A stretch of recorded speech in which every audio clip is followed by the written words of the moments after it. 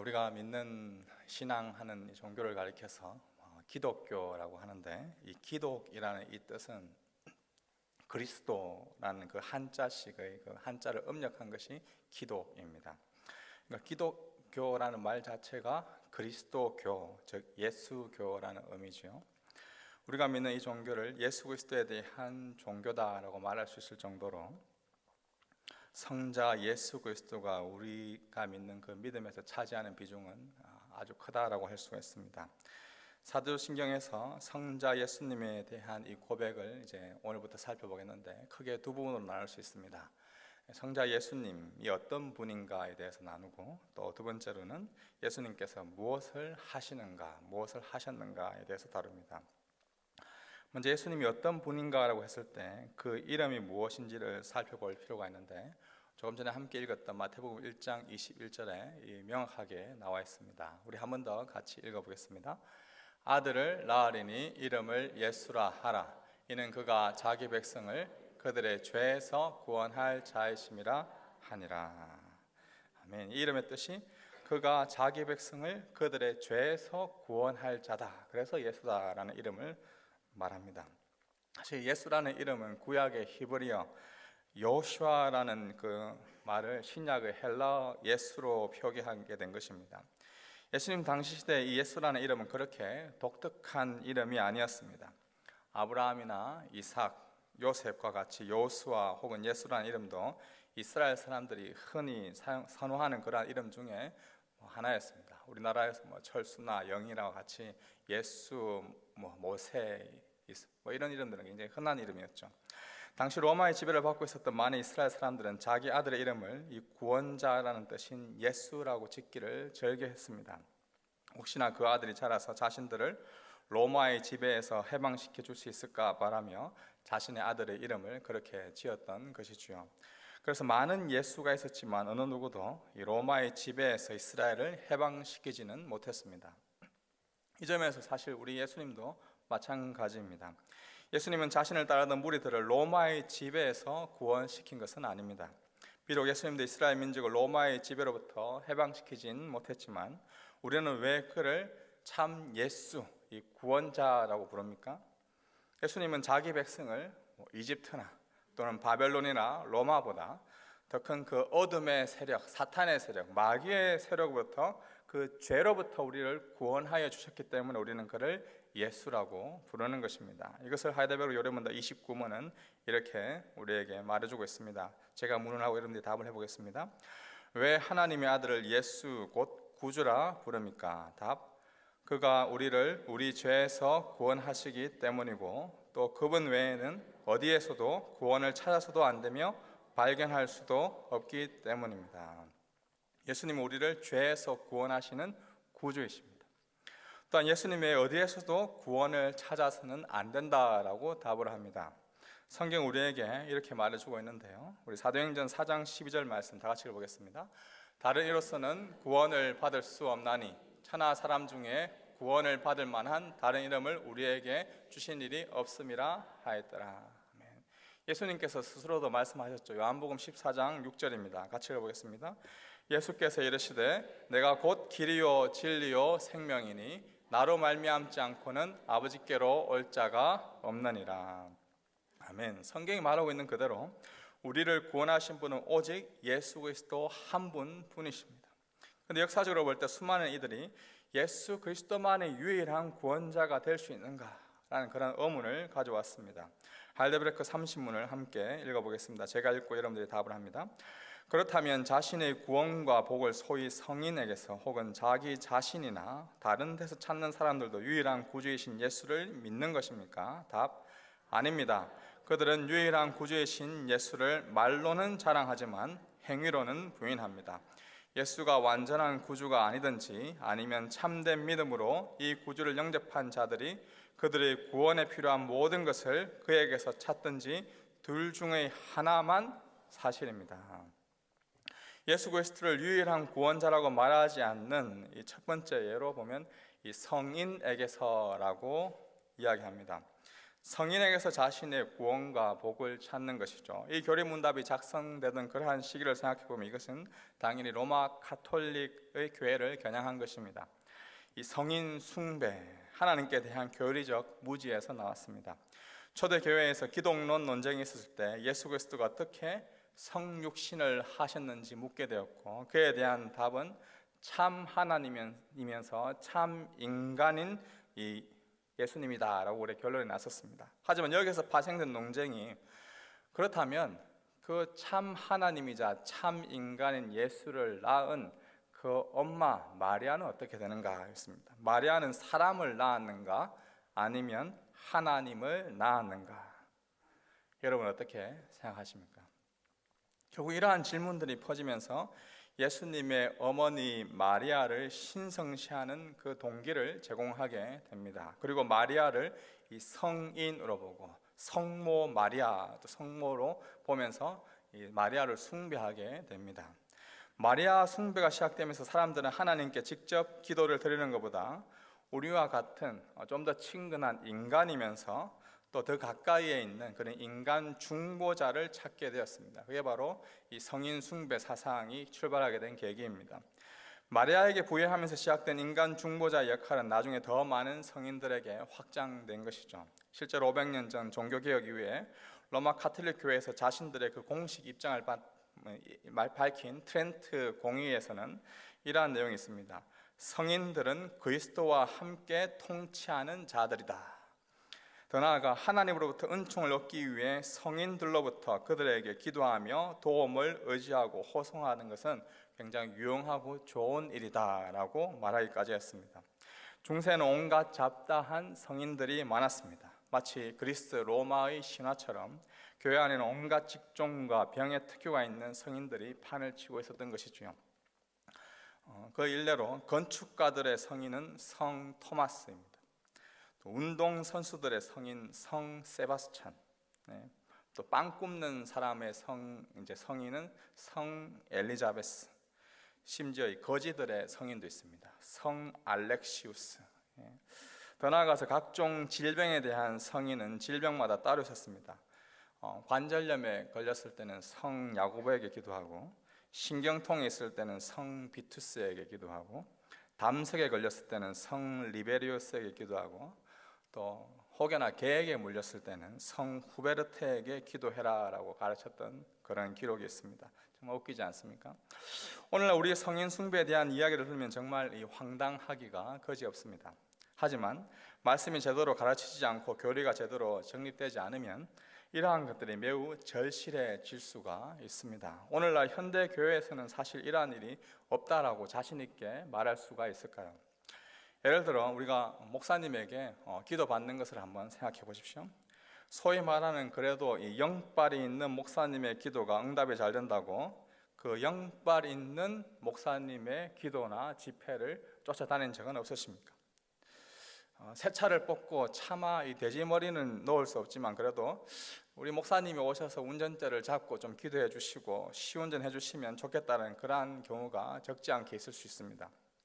혹여나 이러한 마음이 있다면 예수 그리스도만이 직접적인 나의 중보자가 된다는 그 사실을 부인하는 그러한 삶이 될 수가 있습니다. 언제나 사람들은 그리스도만으로 충분하다는 것에 의문을 제기하기를 즐겨합니다. 30문에 보면 이어서 자기 자신이라는 그러한 단어가 나오죠. 여기 보시면 이 자기 자신에게서 구원과 복을 찾는 사람들이 있음을 알 수 있습니다. 역사적으로 볼 때 펠라기우스, 또 반펠라기우스, 그리고 종교개혁 이후에는 아르미니안주의자들이 오직 예수님만이 우리의 유일한 구주가 되신다는 사실을 부인하고 구원의 그 공로를, 구원의 그 얻게 되는 노력을 자기 자신에게서 찾으려던 그런 시도들이 있었습니다. 오늘날도 여전히 이러한 사람들이 있습니다. 흔히 자기 자신에게서 구원과 복을 찾으려는 사람들은 흔히 자신들의 그러한 행위를 강조합니다. 내가 열심히 신앙생활을 하는 것을 통해서 구원을 받는 것, 내가 남들보다 더 많은 돈을 벌어서 교회를 위해서 헌금을 하는 걸 통해서 내가 구원을 받아야 되겠다. 내가 다른 사람들 더 많이 전도를 해서 구원을 받아야 되겠다. 내가 다른 사람보다 더 금식 기도를 많이 해서 구원을 받아야 되겠다. 내가 그 누구보다 봉사를 많이 해서 구원을 받아야 되겠다, 그것이 구원을 이루는 길이다라고 보는 것이 바로 이러한 부르라고 볼 수가 있습니다. 우리의 구원은 오직 예수 그리스도에게만 있습니다. 그분 외에 아무 방법도 아무 길도 없다는 것을 우리는 단순하게 고백해야 합니다. 성인들에게서, 자기 자신에게서, 그리고 다른 데서 이것을 찾는 사람들 우리가 주의해야 할 것입니다. 오늘날 인간의 상상이 만들어낸 사악한 방편이 얼마나 많이 있습니까? 또 얼마나 많은 이단들이 있습니까? 역사적으로 이들은 계속해서 나타났고 주님 오실 때까지 사실 계속해서 나타날 것입니다. 교묘하게 예수님 외에 다른 것도 필요하다라는 그러한 논리는 계속해서 우리에게 다가오고 있는 그러한 도전입니다. 그럴 때마다 우리는 오직 예수님만이 우리의 참된 구주이다라는 이 믿음을 간직하시기를 바랍니다. 오직 예수, 다른 이름은 없습니다. 예수님만이 우리의 유일한 구원자이십니다. 계속해서 우리 예수님이 그럼 무슨 일을 하시는지 우리가 살펴보기 원합니다. 예수는 그리스도입니다. 우리가 예수라고 말하기도 하고 예수 그리스도라고 말하기도 하고 또는 그냥 그리스도라고 말하기도 합니다. 하지만 이 예수라는 이름은 예수는 바로 이름을 뜻하고 그리스도는 이 직분을 뜻합니다. 그리스도가 예수고 예수가 그리스도이기 때문에 별 차이를 두지 않고 우리가 이야기하지만 실제로 예수는 이름이고 그리스도는 직분입니다. 그리스도는 헬라어로 이 기름 부음을 받은 자라는 뜻인데요, 이 말을 구약의 언어 히브리어로 보면 마시아흐, 메시아입니다. 따라서 우리가 메시아라고 부르는 말과 이 그리스도라는 말은 똑같은 말입니다. 구약 성경에서 기름 부음을 받는다는 것은 하나님이 특별히 세워주신 그러한 직분자를 뜻하는데요, 바로 제사장, 선지자, 왕, 기름 부음 받은 자로 하나님께서 세우셨습니다. 그럼 구약에 많은 메시아, 많은 그리스도가 있었기에 지금도 우리에게 많은 메시아, 많은 그리스도가 있어야 되는 것 아닌가라는 의문이 들 수가 있습니다. 그러나 우리에게는 많은 메시아, 즉 많은 그리스도가 있는 것이 아니라 오직 예수 그리스도만이 우리의 유일한 그리스도이십니다. 구약의 많은 제사장, 왕, 선지자는 장차 오실 진정한 기름을 부음을 받으실 바로 예수 그리스도에 대한 모형이었습니다. 구약의 선지자, 제사장, 왕은 하나님께서 그들을 세우실 때 그들은 이스라엘 가운데 자신들이 담당한 그 역할을 충실히 하도록 세움받았을 뿐만 아니라 그렇게 함으로써 장차 오시는 예수 그리스도가 선지자, 제사장, 왕 되신 분임을 예표하도록 그들이 삶을 살았던 것이죠. 그렇다면 우리는 왜 예수님을 그리스도, 곧 기름 부음 받은 자라고 부를 수 있을까요? 하이델베르그 요리문답 31문에는 이렇게 이야기합니다. 제가 문하고 있는 답을 해보겠습니다. 그분을 왜 그리스도, 곧 기름 부음을 받은 자라 부릅니까? 답. 왜냐하면 그분은 성부 하나님으로부터 임명을 받고 성령으로 기름 부음을 받으셨기 때문입니다. 그분은 우리의 큰 선지자와 선생으로서 우리의 구원을 위한 하나님의 감추인 경영과 뜻을 온전히 계시하시고 우리의 유일한 대제사장으로서 그의 몸을 단번에 제물로 드려 우리를 구속하셨고 성부 앞에서 우리를 위해 항상 간구하시며 또한 우리의 영원한 왕으로서 그의 말씀과 성신으로 우리를 다스리시고 우리를 위해 획득하신 구원을 누리도록 우리를 보호하고 보존하십니다. 먼저 첫 번째로 이 예수님은 선지자이신 그리스도입니다. 예수님이 선지자로서 사역은 기본적으로 그분이 이 땅에 계실 때 제자들에게 자신이 누구인지 또 자신이 이루실 구속이 어떤 것이고 그리하여서 예수님이 가져오실 그 하나님의 나라가 어떤 것인지를 친히 가르쳐 주셨습니다. 히브리서 1장에 보면 이에 대하여 구약의 계시와 대조해서 말씀하고 있는데요, 히브리서 1장 1절입니다. 옛적에 선지자들을 통하여 여러 부분과 여러 모양으로 우리 조상들에게 말씀하신 하나님이 이 모든 날 마지막에는 아들을 통하여, 바로 예수님을 뜻하죠, 우리에게 말씀하셨다라고 말씀합니다. 하나님이 자신의 아들 예수님을 통해 이제 말씀하셨다는 것을 분명하게 증언하고 있습니다. 또한 구약의 신명기에도 이미 예언하고 있는데요, 신명기 18장 15절 말씀 다 같이 읽어보겠습니다. 내 하나님 여호와께서 너희 가운데 내 형제 중에서 너를 위하여 나와 같은 선지자 하나를 일으키시리니 너희는 그의 말을 들을지니라. 예수님이 선지자로서 말씀을 통해 우리에게 계시하고 있다, 하나님의 뜻을 우리에게 나타내고 있다는 것을 믿는 것이 우리에게 중요한 의미를 지닙니다. 예수님이 지금도 우리에게 이 말씀을 통하여서 하나님의 뜻을 드러내고 있다는 것을, 계시하고 있다는 것을 믿지 못한다면 자칫 우리는 신구약 성경 말씀을 부인하거나 모든 말씀을 하나님의 말씀으로 믿지 못하는 경우가 생길 수 있습니다.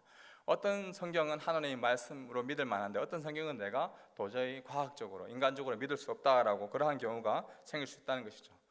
우리의 이성적 판단으로 이해가 되면 하나님 말씀이 맞는 것 같고 도저히 이해가 안 되는 초능력 같은 이야기는 믿지 않는 사람들이 있다면 바로 예수 그리스도가 선지자이신 그리스도임을 부인하는 것, 믿지 않는 것과 같습니다. 예수님은 그리스도로서 이 선지작 사명을 말씀을 통해서 지금도 우리에게 하고 계십니다. 이 모든 신구약 성경 말씀이 1.1획도 변함없이 우리에게 하나님의 말씀으로 지금도 전달되고 있음을 믿으시기 바랍니다. 둘째로 예수님은 제사장이신 그리스도입니다. 여기에는 두 가지 사실이 포함되는데요. 먼저는 예수님이 우리를 위해 친히 자신의 몸으로 직접 유일한 희생 제사를 드림으로 우리가 구원받은 것이죠. 히브리서 기자는 이렇게 표현합니다. 이제 자기를 단번에 제물로 드려 죄를 없이 하시려고 세상 끝에 나타나셨느니라. 오직 그리스도는 죄를 위하여 한 영원한 제사를 드리시고 이 뜻을 따라 예수 그리스도의 몸을 단번에 드리심으로 말미암아 우리가 거룩함을 얻었노라. 이러한 말씀을 통해 우리는 예수 그리스도의 그 희생 제사만이 죄를 없애는 효력을 가진 바로 유일한 단번의 제사임을 알 수 있습니다. 구약의 모든 제사로는 그 자체로는 아무 효력이 없습니다. 왜냐하면 히브리서 10장 14절에 황소와 염소의 피가 능히 죄를 없이 하지 못한다라고 기록합니다. 구약의 모든 제사들은 해마다 죄를 생각하게 하였습니다. 그러나 예수님의 제사는 단 한 번의 영원한 제사로서 영원히 그 효력이 발생하는 영원한 제사입니다. 우리가 예수님을 그리스도로 부르는 이유가, 제사장인 그리스도로 부르는 이유가 바로 여기에 있습니다. 예수님은 영원한 제사장으로서 더 이상 우리에게 희생 제사를 요구하지 않습니다. 오늘날 혹시라도 예수 그리스도의 단 한 번 영원한 제사가 아니라 다른 무엇인가를 요구한다면 그것은 예수님이 제사장이신 그리스도임을 부인하는 것이죠. 예수 그리스도의 십자가 제사만이, 예수께서 못 박히신 단 한 번의 그 영원한 제사가 예수가 우리의 참 제사장임을 우리에게 말해주고 있습니다.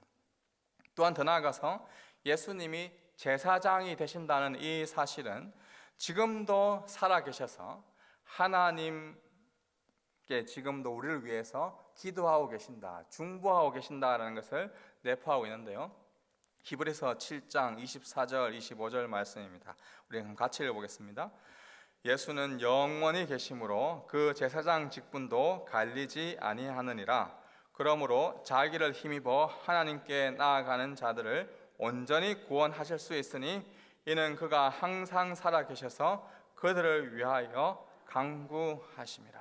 아멘.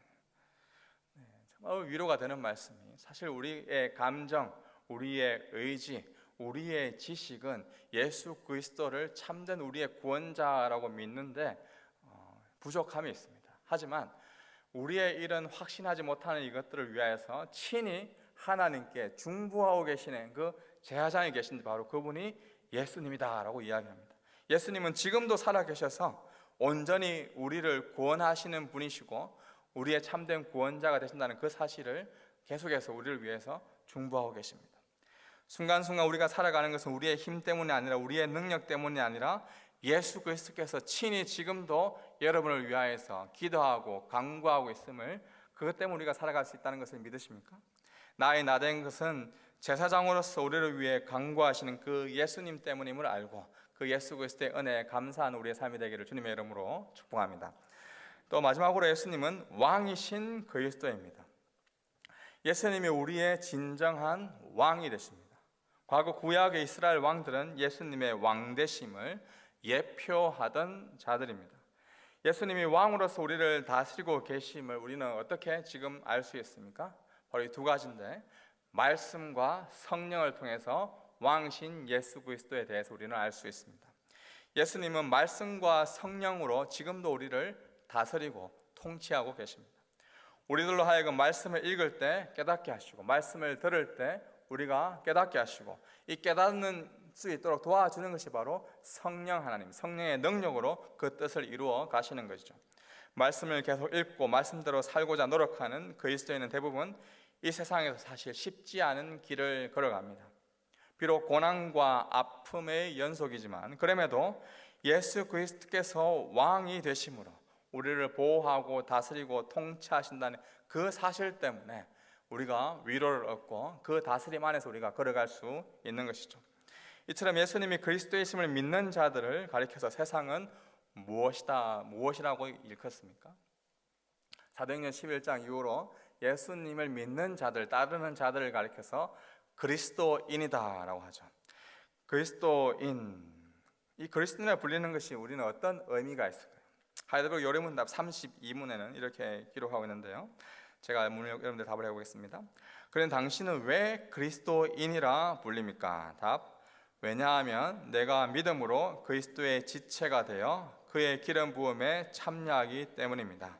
나는 선지자로서 그의 이름에 증인이 되며 제사장으로서 나 자신을 감사의 산제물로 그에게 드리고, 또한 왕으로서 이 세상에 사는 동안은 자유롭고 선한 양심으로 죄와 마귀에 대항하여 싸우고 이후로는 영원히 그와 함께 모든 피조물을 다스릴 것입니다.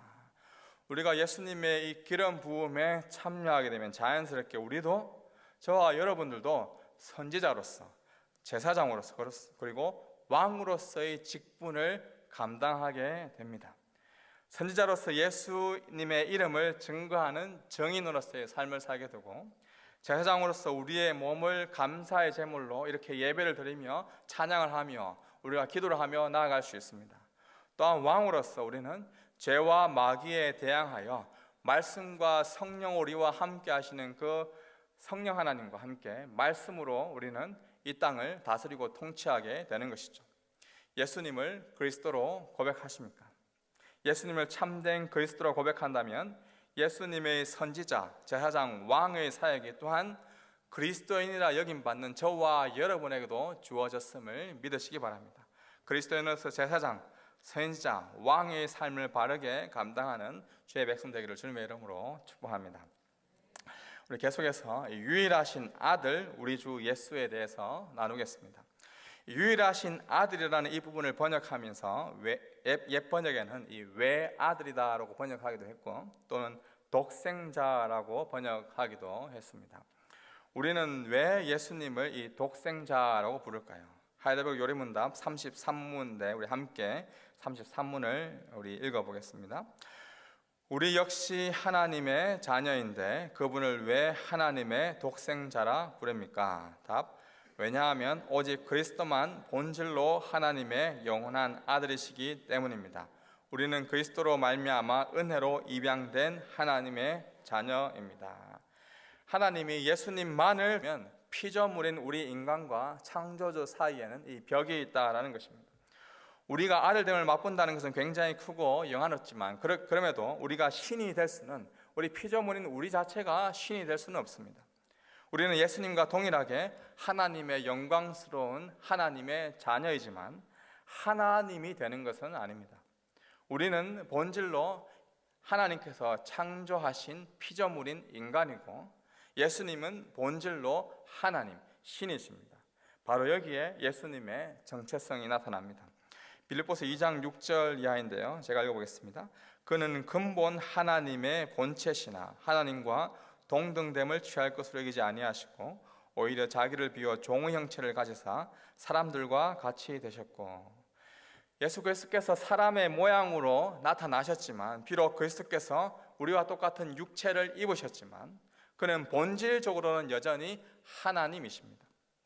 예수님이 독생자라고 말할 때 이것은 단지 우리의 자녀됨을 비하하는 말이 아닙니다. 우리는 본질로 피조물이고 예수님은 본질로 창조주 하나님이십니다.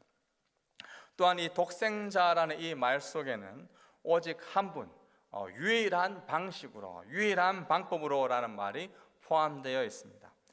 이 말은 독생자이신 예수님 말이 유일한 하나님의 아들이라는 뜻입니다. 2000년 전 헬라 문화의 특징은 다신 많은 신들이 있던 문화였습니다. 그들이 말하는 신 중에 최고의 신은 제우스 신이었죠. 그래서 그들은 제우스 신의 많은 아들들을 만들며 신으로 부르기를 절개했습니다. 바다의 신, 하늘의 신, 땅의 신, 달의 신, 또 신의 아들들이 여러 것이 있었죠. 그런데 이러한 문화 배경 속에서 교회에서 말하는 신은 오직 유일한 아들, 바로 독생자, 유일한 방법 예수다라고 말하였습니다. 처음에 주위의 많은 사람들은 예수도 제우스의 많은 아들 중에 하나겠구나라고 생각했는데, 그리스도인들은 오직 예수님만이 참 신이다, 참 하나님의 유일하신 아들로만 인정하고 다른 신들은 헛것이다 라고 고백했습니다. 그래서 이 예수라는 유일하신 아들 독생자를 신으로 받아들이려면 그 당시 사람들은 바로 결단이 필요했습니다. 내가 다른 신들 가운데 예수도 신으로 받아들일 것인가, 아니면 유일하게 예수 그리스도만 유일한 하나님의 독생자 아들로 받아들일 것인가, 이런 결단이 필요했던 것이죠. 유일한 독생자라는 이 표현은 그런 의미에서 굉장히 중요한 표현입니다. 오늘날 우리도 마찬가지죠. 예수 그리스도만이 나의 참된 구원자이고 소망이신가, 아니면 다른 그 어떤 것들 통해서도 우리가 뭔가 위로를 받을 수 있고 소망을 얻을 수 있는가라고 우리가 생각하는 것과 같습니다. 자, 그렇다면 우리는 또 예수님을 왜 우리가 주라고 부릅니까? 할례브로 요리문답 33사문입니다. 제가 문하고 여러분들 답을 해보겠습니다.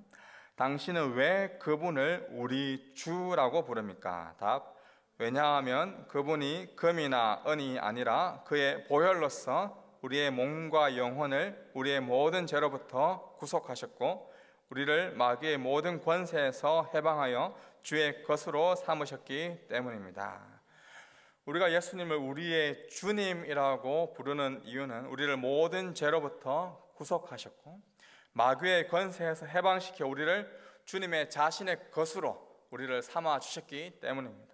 우리는 더 이상 우리 자신의 것이 아니라 예수 그리스도의 것이기 때문입니다. 예수님을 주님이라고 고백하는 것은 주님께서 나의 모든 삶의 통치권, 소유권을 가지고 계시는 분이십니다. 그러면 나는 주님의 모든 말씀에 순종하며 살겠습니다라는 그 믿음의 고백인 것이죠. 우리 주 되신 예수님을 믿는다는 것은 예수님께서 십자가에서 죽으심으로 우리를 자신의 것, 자신의 소유로 삼아 주셨기 때문에 우리는 예수님을 주로 받아들이고 예수님만 믿고 예수님에게만 순종하고 그분에게 우리의 모든 삶의 우선권을 드린다는 의미가 바로 예수님을 우리 주라고 표현하는 것이죠. 여러분, 예수님을 누구라고 고백하십니까? 이 질문에 역시 우리가 예수님은 우리의 삶의 주님이시며 우리를 구원하시기 위해 이 땅에 오신 하나님의 아들 그리스도이십니다 라고 고백할 수 있기를 바랍니다.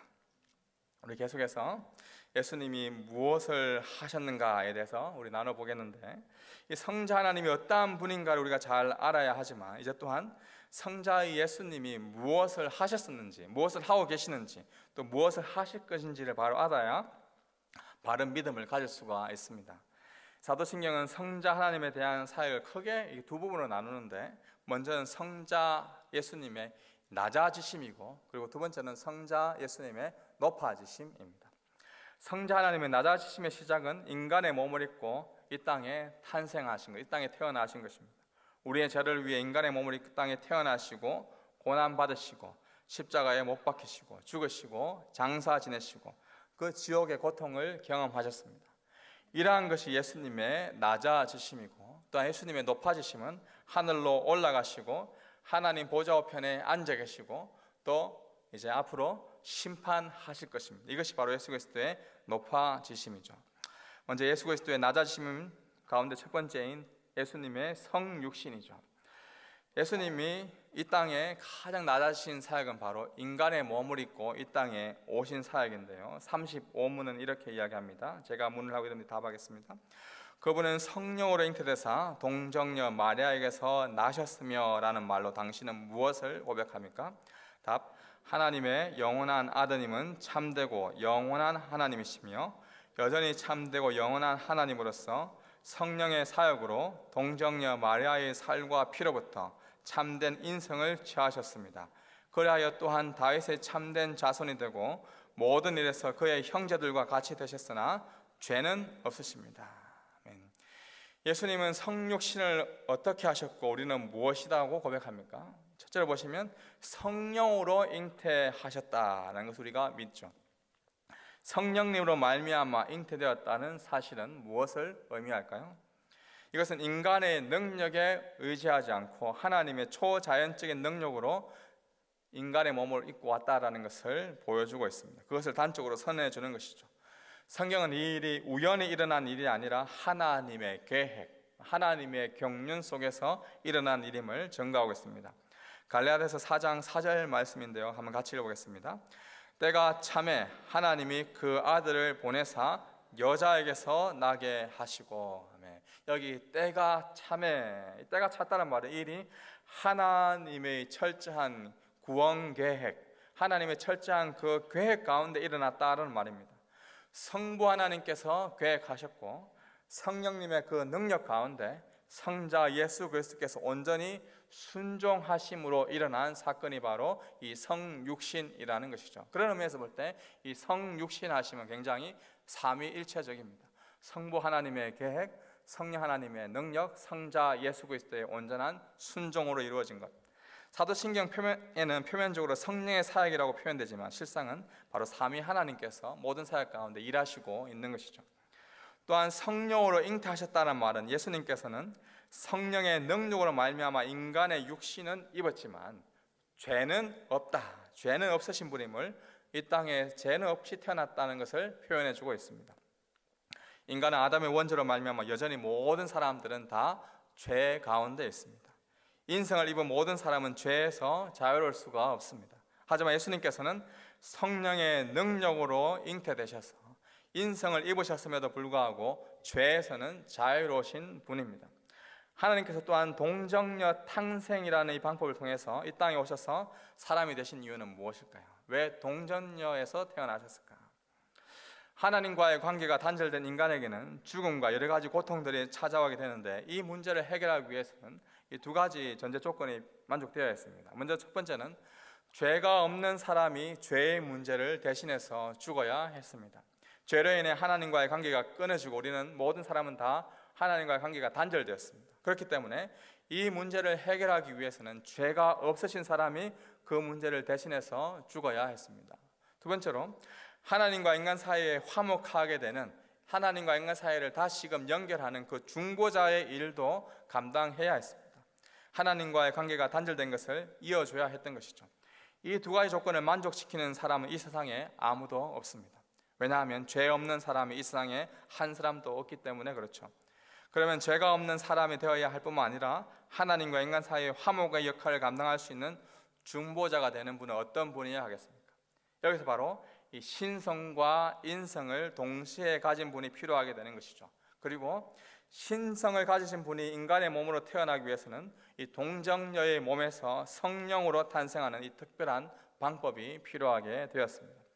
칼빈은 그래서 그의 책 기독교 강리에서 이렇게 말하는데요, 거룩하신 하나님과 인간 사이에 중보할 수 있는 사람은 없습니다. 인간은 모두 죄인이기 때문입니다. 오직 하나님의 위엄의 보좌에서 내려오신 분이어야만 가능합니다. 이 존 칼빈의 말처럼 예수님께서는 하나님과 인간 사이에 이 중보자, 가교자 역할을 감당하시고 우리의 죄를 대신하기 위해 인간의 몸을 입고 이 땅에 오셨습니다. 할레베르그 그래서 36문답은 이러한 거룩한 잉태와 탄생의 유익에 대해서 이렇게 이야기해 주는데요, 제가 문을 하고 여러분들 답을 해보겠습니다. 그리스도의 거룩한 잉태와 탄생은 당신에게 어떤 유익을 줍니까? 답: 그리스도는 우리의 중보자이심으로 잉태되고 출생할 때부터 가지고 있는 나의 죄를 그의 순결함과 온전한 거룩함으로 하나님 앞에서 가려줍니다. 성령으로 잉태되어 동정녀 마리아에게서 태어나신 예수님으로 말미암아 나의 모든 죄가, 여전히 우리는 과거에 현재 또 미래도 죄를 지을 것임에도 불구하고 하나님 앞에서 이 모든 죄들을 가려주심으로 우리가 그분 앞에서 의롭다, 칭의를 여김받는다는 이 사실에 우리가 감사할 필요가 있습니다. 그분의 은혜를 우리가 기억하면서 나아갔으면 좋겠습니다. 마지막으로 이제 오늘 마지막 이제 본디어 빌라도에게 고난을 받아 십자가에 못 박혀 죽으시고라는 신앙 고백을 한번 살펴보겠습니다. 할데베르크 요리문답 38문인데 한번 같이 읽어보겠습니다. 제가 문하고 답합니다. 그분은 왜 재판장 본디오 빌라도 아래에서 고난을 받으셨습니까? 답. 그리스도는 죄가 없지만 세상의 재판장에게 정죄를 받으셨으며 이로써 우리에게 임할 하나님의 준엄한 심판에서 우리를 구원하셨습니다. 우리는 예수님의 이 고난과 십자가에 죽으신 사건이 사람들이 지어낸 이야기가 아니라 실제 있었던 역사임을 이 빌라도에게 신문받은 이 사건을 통해서 우리는 알 수가 있습니다. 38문에 보면 본디오 빌라도 아래에서라는 그러한 표현을 사용합니다. 사도신경의 한글 번역본은 앞에 나오는 대로 본디오 빌라도에게 고난을 받아라고 번역되어 있지만 라틴어 원문에서는 본디오 빌라도 아래에서 고난을 받아라고 나옵니다. 이러한 원문을 그대로 반영한 것이, 다시 말하자면 이 의미는 본디오 빌라도가 통치하는 그 시대에 고난을 받았다라는 말입니다. 예수님이 이 세상에 오셔서 고난을 받으시고 십자가에 죽으신 사건은 사람들이 지어낸 이야기가 아니라 실제로 그 빌라도가 통치하던 그 시대에 예수님께서 고난을 받으셨다라는 것은 역사적인 사건임을 우리에게 말해주고 있습니다. 당시 유대인들의 최고 의사결정기구는 산헤드린 공의회입니다. 이 공의회에서 예수님을 죽이기로 결정했는데요. 그런데 당시 유대 법정에서는 사형 판결을 내려줄 수 있는 그런 권한이 없었습니다. 왜냐하면 당시 이스라엘은 로마의 식민지였기 때문에 자기들 마음대로 사람을 죽이고 살리고 할 수는 없었습니다. 그래서 대제사장들은 예수님을 빌라도에게 넘겨서 이 로마법에 따라 십자가에 못 박아 죽이기를 청원했는데, 그래서 빌라도가 재판하여 예수님을 결국 십자가에 못 박게 하였습니다. 이러한 이 본디오 빌라도의 이야기가 성경에 기록되면 우리는 이 세상의 역사와 세상의 정부는 바로 이 하나님의 큰 구원 역사, 하나님의 큰 구속사 가운데 포함되어 있다는 것을 우리는 알 수가 있습니다. 예수님께서 고난받으신 역사를 보면 빌라도가 사형 언도를 내리지만 실제로는 이 모든 일이 하나님의 구원 역사 속에서 하나님의 도구로 사용되고 있다는 그 사실을 알 수 있습니다. 사람들은 주도권을 자기 스스로 가지고 있다 생각합니다. 정치인들은, 경제인들은 자기들이 무언가를 할 수 있다고 생각합니다. 하지만 실제로 그 역사의 배후에는 하나님이 주도권을 가지고 계시다는 그 사실을 우리는 성경을 통해서 알 수가 있습니다. 유대인들은 예수님을 십자가에 죽임으로 모든 것이 해결될 수 있다고 생각하였지만 오히려 이 일은 하나님의 뜻을 이루는 계기가 되었습니다. 예수님은 본디오 빌라도가 통치하던 이 시대에 세상에 계시면서 수많은 또한 사역들을 하셨습니다. 그런데 사도신경은 왜 예수님이 태어나시고 난 다음에 바로 이 고난을 이야기할까요? 예수님께서는 가르치기도 하셨고 병도 고치셨고 여러 가지 이적과 기사를 많이 베푸셨습니다. 그런데 그 부분에 대해서는 한마디도 말씀하지 않으시고 바로 이 사도신경에서는 고난을 받았다라고 이야기합니다.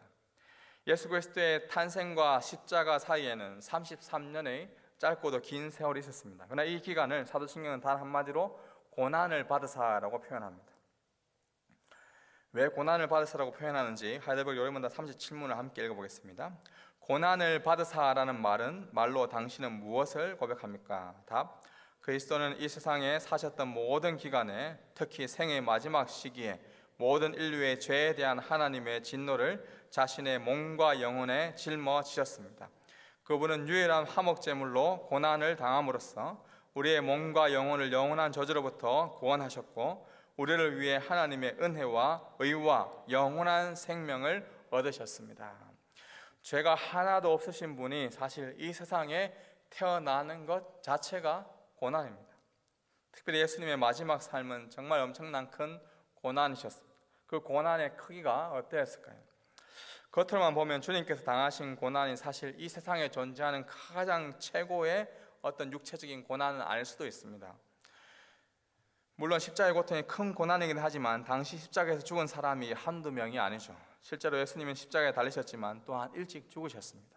기록에 의하면 교부 오리게네스는 이런 기록을 했는데 십자가 체형을 당한 자들은 극도의 고통을 느끼는 가운데 밤을 지샌 뒤 또 하루 목숨을 이어나간다라고 기록되어 있습니다. 즉 보통의 경우 하루 이상을 생존하며 이루 말할 수 없는 그러한 고통을 계속해서 이어가는 것이죠. 길게는 며칠씩이나 살아서 그 고통을 이어가며 죽은 사람들도 있습니다. 그렇게 본다면 예수님의 고통은 그들에 비하면 어떻게 보면 적게 당했다라고 할 수 있습니다. 비록 전설이긴 하지만 예수님의 제자 베드로는 거꾸로 십자가에 거꾸로 매달려서 못 박혀 죽였다라는 그러한 말도 있습니다. 그러면 베드로는 예수님보다 더 심한 고통을 당한 것일까요? 그렇지 않습니다. 우리가 예수님의 고통과 고난을 특별하게 여기는 이유가 어디에 있습니까? 바로 예수님은 아무 죄도 없으신 분이 하나님의 그 모든 진노를 다 짊어지셨기 때문에 그렇습니다. 게다가 그 진노는 한 개인에 대한 진노가 아니라 저와 여러분을 포함한 모든 인류의 전체를 향한 하나님의 그 진노를 다 품고 십자가에 못 박혀 돌아가셨기 때문에 그렇습니다. 예수 그리스도께서는 우리의 모든 죄악을 뒤집어 쓰셨습니다. 이것을 요리문답에서는 유일한 화목 제물이다라는 그런 표현을 하였죠. 예수 그리스도는 순전한 하나님의 어린 양으로서 우리를 위한 제물이 되기 위해 이 세상에 사신 것입니다. 그런데 왜 하필 이 십자가였을까요? 하이델베르그 요리문답 39문, 오늘의 마지막 문답입니다. 제가 문하고 여러분 답을 보겠습니다. 그리스도께서 십자가에 못 박히심은 달리 돌아가신 것보다 특별한 의미가 있습니까? 답, 그렇습니다. 십자가에 달린 자는 하나님께 저주를 받은 자이므로 그가 십자가에 달리심은 내게 임한 저주를 대신 받은 것이라고 나는 확신하게 됩니다. 예수님 당시에도 여러 사형 방법이 있었습니다. 화형도 있었고 오늘 우리가 능지처참이라고 하는 그러한 사형 제도도 있었습니다.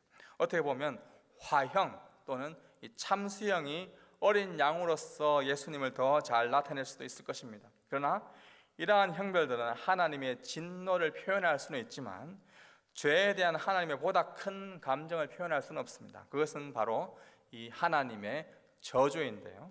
십자가는 무엇보다 하나님의 저주를 상징합니다. 신명기 21장 22절에서 23절인데 한번 다 같이 읽어보겠습니다. 사람이 만일 죽을 죄를 범함으로 네가 그를 죽여 나무 위에 달거든 그 시체를 나무 위에 밤새도록 두지 말고 그날에 장사하여 내 하나님 여호와께서 내게 기업으로 주시는 땅을 더럽히지 말라. 나무에 달린 자는 하나님께 저주를 받았음이니라. 구약시대에 사람이 큰 죄를 지으면 사형에 처하고 그 사형한 시체를 나무에 매달아 두었습니다. 인간의 육신에 대해서는 형벌을 내렸지만 영혼의 형벌에 대해서는 이 하나님께 맡긴다라는 그러한 의미도 있습니다. 그리스도께서 십자가에 매달려서 돌아가셨기 때문에 오늘날 특히 유대인들은 이 예수님을 그들의 구주로 받아들이지 않습니다. 왜냐하면 바로 이 본문 때문에 그렇습니다. 나무에 돌아가셨기 때문에 우리의 구원자가 아니라 하나님의 저주를 받은 자가 아니냐, 우리가 왜 그를 따라하느냐라고 그렇게 주장하기도 하죠. 그러나 우리는 나무에 달린 이 예수님이 구주이심을 믿습니다. 갈라디아서 3장 10절 말씀인데요, 우리 같이 한번 읽어보겠습니다.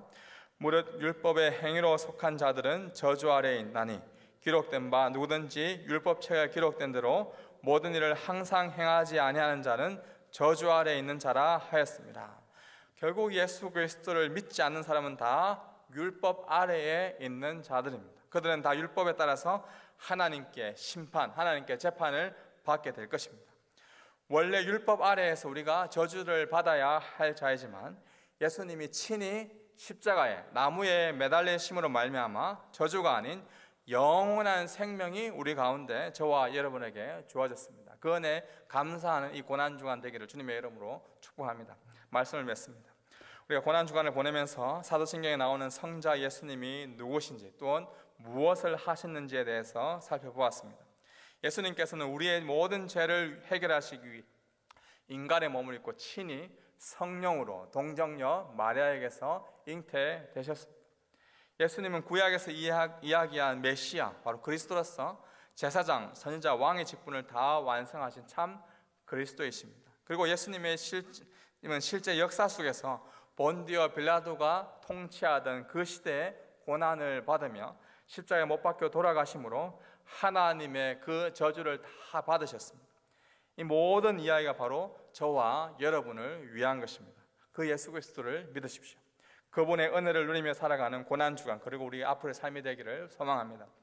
우리가 매주 고백하는 이 사도신경은 단지 딱딱한 교리적 고백이 아닙니다. 여기에는 바로 하나님의 배려, 하나님의 사랑이 있습니다. 이 고백을 통해 우리를 향한 그 하나님의 사랑을 날마다 경험해가는 이 고난 주간 되기를 주님의 이름으로 축복합니다. 기도하겠습니다.